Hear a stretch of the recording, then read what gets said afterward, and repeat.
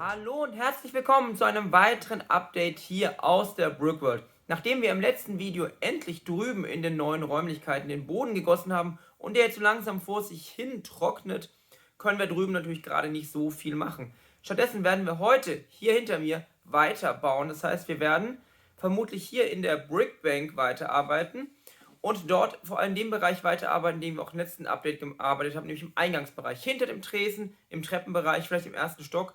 Wir müssen auf jeden Fall einige Wände noch ziehen, habe ich gemerkt, damit wir einfach mal da drin ein bisschen einen Abschluss bekommen für den Bereich, den eigentlich die Bank ausmacht.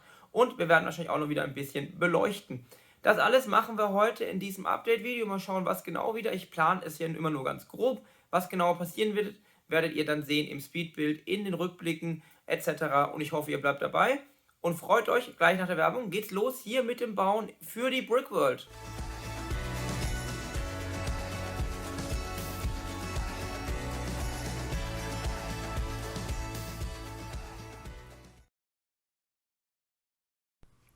Und auch heute starten wir wieder in ein Speedbuild und wie ihr sehen könnt, sind wir jetzt im hinteren Bereich des Erdgeschosses der Brickbank. Das heißt, wir müssen hier hinten einfach mal den Bereich fertig kriegen, in dem eben auch die Bankangestellten sind. Wir müssen die Mauer hier hochziehen, wie ihr gerade seht. Ich habe unten jetzt den Boden noch ein bisschen offen gelassen, denn ich brauche den Kabelanschluss da unten. Ihr seht da das schwarze Ding, das ist der Verteiler. Da kommen gleich in den nächsten Minuten, zumindest für euch Minuten, noch ein paar Kabel mit dran. Ich sehe da schon meine Box mit den ganzen Elementen von meinem Partner Illuminate Your Bricks. Und damit beleuchte ich auch heute den weiteren Teil des Erdgeschosses. Das heißt, wir bauen jetzt gerade eine Lampe dort neben der Treppe ein, denn da ist auch noch zu wenig Licht. Da kommt eine kleine Wandlampe hin. Das Kabel habe ich unten durchgezogen. Jetzt seht ihr auch, dass das Licht schon an ist. Im nächsten Schritt baue ich jetzt erstmal hier die Wand noch ein bisschen weiter hoch. Man sieht es von oben nicht so gut. Unten habe ich die Mauersteine genommen in Light Bluish Gray, darüber dann in Weiß, einfach um so ein bisschen die Symbiose weiterzuführen aus diesem Mauerstein-Optik und diesem Weiß, die ich ja teilweise übernommen habe, teilweise fortgeführt habe, teilweise selbst reingebracht habe in diesen, in diesen Version der Brickbank. Und da seht ihr jetzt einen kleinen Tisch, denn ich habe mir überlegt, dass wir vielleicht doch einen kleinen Beratungstisch direkt hier unten haben werden, direkt dahinter, damit es einfach nicht so leer ist. Dann Fliesenmuster habe ich mir überlegt, machen wir einfach ein anderes hier hinten, einfach um nochmal den Bereich ein bisschen abzutrennen von dem Bereich, der vorne ist für die Kunden. Und hier machen wir einfach ein ganz einfaches, Karo-Muster mit Light Bluish Gray und Dark Bluish Gray. Links seht ihr jetzt noch, dass ich noch einen Warnstreifen hingemacht habe, da wo es dann in der nahen Zukunft runtergehen wird, unter den Tisch, in den Untergrund der Bank. Und jetzt wird auch hier drüben noch der Bereich über der Treppe, der kommenden Treppe nach unten fertiggestellt. Und da werde ich jetzt auch noch eine Lampe einbauen, weil da hinten war es dann doch noch ein bisschen dunkel. Da kommt jetzt, wie gesagt, noch, seht ihr jetzt inzwischen auch eine kleine Wandlampe ran. Im Gesamtkontext erzeugt das jetzt einiges an Licht in dem Bereich, ausreichend Licht tatsächlich. Und jetzt wird hier oben noch mal ein bisschen zugebaut. Leider habe ich da nicht ganz mitbekommen, dass man nicht alles auf der Kamera sieht, was ich da gerade mache, aber ich kann es euch ja erzählen und da war der Moment, wo ich es gemerkt habe. Und zwar geht es jetzt darum, dass ich da oben den Übergang noch fertig kriegen muss zum oberen Bereich. Hat tatsächlich ganz gut geklappt. Geländer muss auch noch gebaut werden, das mache ich aber nicht heute. Da muss ich mir noch ein paar entsprechende Steine besorgen, beziehungsweise mal überlegen, wie ich das mache.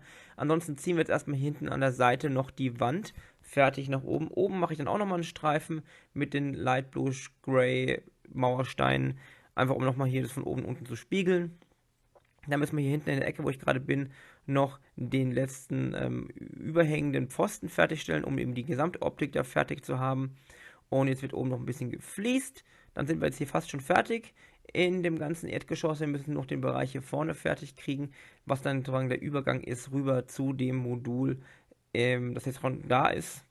Das habe ich kurz reingestellt, damit ich den Übergang besser hinbekomme. Und gleich schauen wir uns das Ganze, denke ich, an, wie es aussieht von der Seite.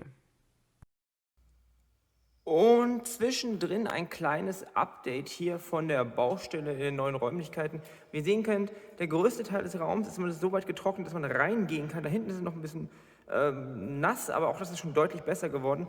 Das Problem ist einfach, dass der Raum hier relativ groß ist und es ist relativ kühl hier drin.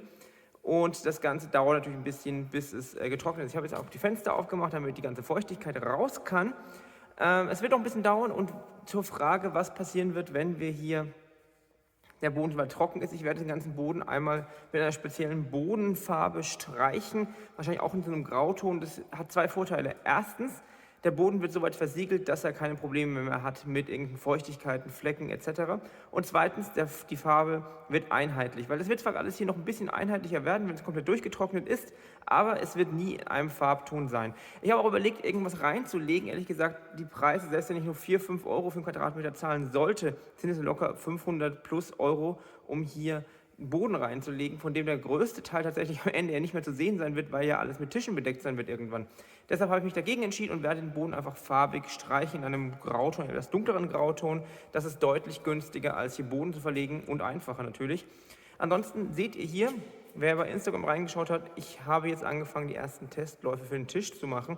Hier kann man jetzt so weit rein, ich konnte die Bretter da jetzt mal hinlegen, weil dort hinten ist der Boden so weit trocken, dass es jetzt nicht mehr irgendwie abfärbt auf die Bretter. Das sind Bretter, das sind ungefähr 4 Quadratmeter, ein bisschen mehr. Das sind 2,04 mal 2,04 Bretter. Das ist der äußere Rahmen, da kommen dann noch jeweils 1, 2, 3 Rahmenbretter so rein und so. Das heißt, wir haben ungefähr einen Rahmenabstand von ungefähr einen halben Meter. Das ist ganz gut und es wird deutlich stabiler werden dadurch.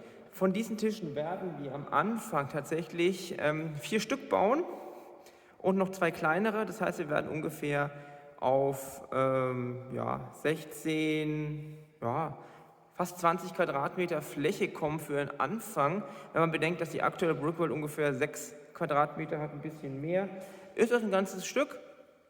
Sieht jetzt tatsächlich aus, als wäre der halbe Raum schon belegt, aber es sind tatsächlich 126 Quadratmeter. Ich habe extra heute nochmal nachgemessen, weil ich ja noch Farbe bestellen muss für den Boden. Aber das ist dann ungefähr die Fläche. Das heißt, wir werden 3 Stück davon hier im Raum stehen haben. Davor noch ein kleineres Stück für den Fluss. Dann kann man links und rechts noch ordentlich vorbeilaufen. Zumindest ich bin ja nicht der Allergrößte. Und dann kriegen wir hier noch eins so und das wird dann erstmal für den Anfang reichen und dann haben wir einiges an Platz zum Weiterbauen für viele Ideen in der Brickworld, vor allem die Gleisanlage kann dann endlich mal angefangen werden. So viel dazu und gleich wird es jetzt hier weitergehen mit dem Bau an der Brickbank. Ich hoffe, euch hat es sehr gefallen und ansonsten geht es gleich weiter. Bevor ich jetzt erstmal wieder die nächste Etage oben drauf mache, beziehungsweise den Bereich, den wir schon gebaut hatten vor einiger Zeit, wollte ich mit euch nochmal hier reinschauen, damit wir auch mal ein bisschen Details sehen können. Ihr seht hier im hinteren Bereich habe ich ein anderes Fliesenmuster gemacht, einfach um das noch ein bisschen optisch abzutrennen, außerdem ist es auch ein bisschen einfacher.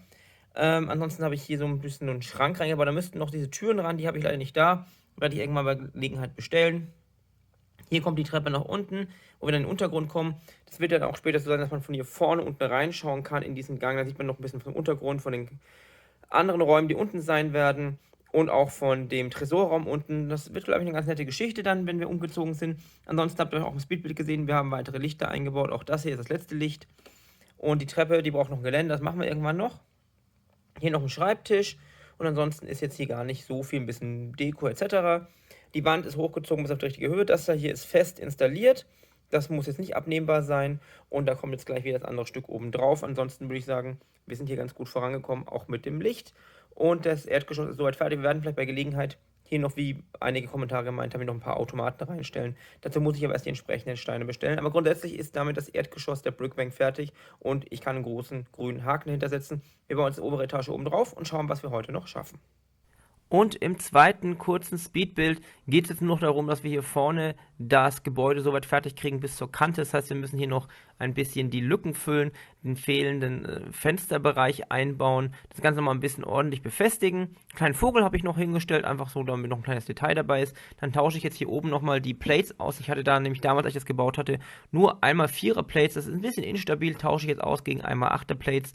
Und jetzt wird hinten noch ein bisschen der Boden vorbereitet für die weiteren Arbeiten in der Zukunft, damit wir hier den Boden soweit fertig haben, dass es dann im nächsten Update weitergehen kann. Sehr viel mehr haben wir heute nicht mehr geschafft in diesem Update, aber wir haben natürlich im Untergeschoss bzw. im Erdgeschoss wirklich einiges geschafft und wir haben jetzt hier die Außenmauer soweit fertig, bis wir hier rüberkommen ins nächste Gebäudeteil. Der wird dann nicht mit diesem Muster fortgeführt, denn hier ist ja noch das Restaurant drin und so weiter.